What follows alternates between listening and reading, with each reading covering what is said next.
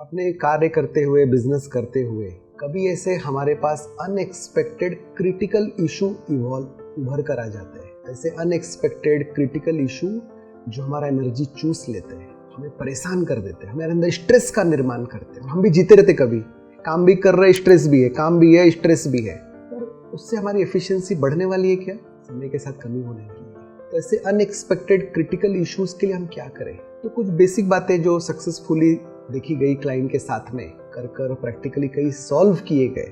तो पहला है कि as a decision maker, as a entrepreneur मुझे पहले रिलैक्स होना है।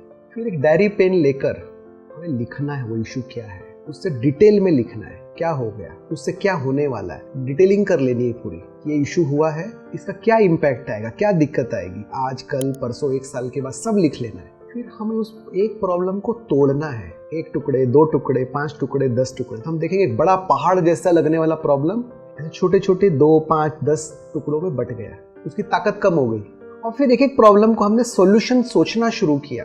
आपसे बढ़िया कंसल्टेंट, सॉल्यूशन प्रोवाइडर दुनिया में नहीं है। जब हम डायरी पेन लेकर खुद थिंक करते हैं तो सारे सॉल्यूशन निकल सकते हैं। तो हमने एक एक प्रॉब्लम को सॉल्यूशन निकालना शुरू किया। क्या प्रोबेबल सॉल्यूशन हो सकते हैं, 1 का क्या, 2 का क्या, 3 का क्या, 4 का क्या।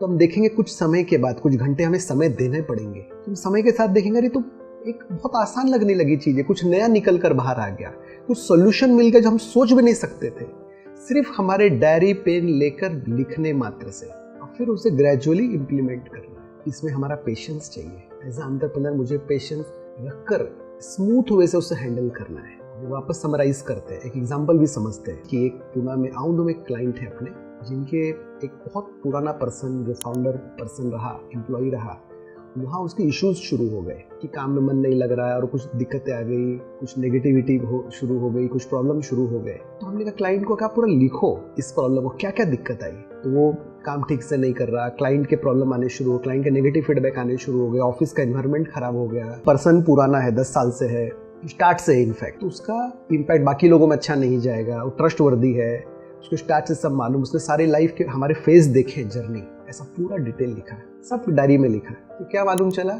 7-8 प्रॉब्लम स्टेटमेंट निकल कर आए। पहला आया क्लाइंट हैंडलिंग अच्छी नहीं हो रही, जिसके कारण से क्लाइंट नेगेटिव फीडबैक दे रहे हैं। सेकंड क्या निकल कर आया कि ऑफिस का एनवायरनमेंट अच्छा नहीं हो रहा है। थर्ड क्या आया कि उसको कुछ बोलेंगे तो लोगों में इम्पैक्ट अच्छा नहीं आएगा, एम्प्लॉइज में। ऐसे और 4 बातें आई। तो पहला का क्या सोल्यूशन निकाला गया कि अगर क्लाइंट का फीडबैक अच्छा नहीं आ रहा है, सब तो 2 प्रोजेक्ट में काम कर रहे हैं, तो ग्रेजुअली धीरे धीरे हम उनका प्रोजेक्ट एक कर 0 कर देंगे, क्योंकि कस्टमर फेसिंग उतना स्ट्रांग नहीं है। इसका मतलब हमने प्रोजेक्ट हेड धीरे धीरे चेंज किया और इनको बैकएंड टीम में रखा, R&D में रखा।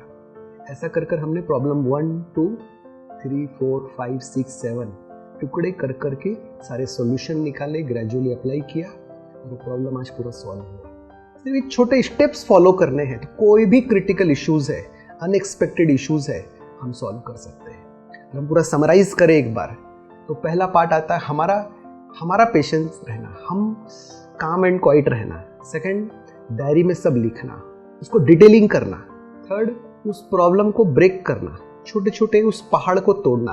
2, 5, 10 से ऊपर नहीं निकलेंगे प्रॉब्लम। और फिर हर प्रॉब्लम का एक एक प्रोबेबल सॉल्यूशन निकालना है, एक सॉल्यूशन 2, तो उससे रास्ता निकलता जाएगा।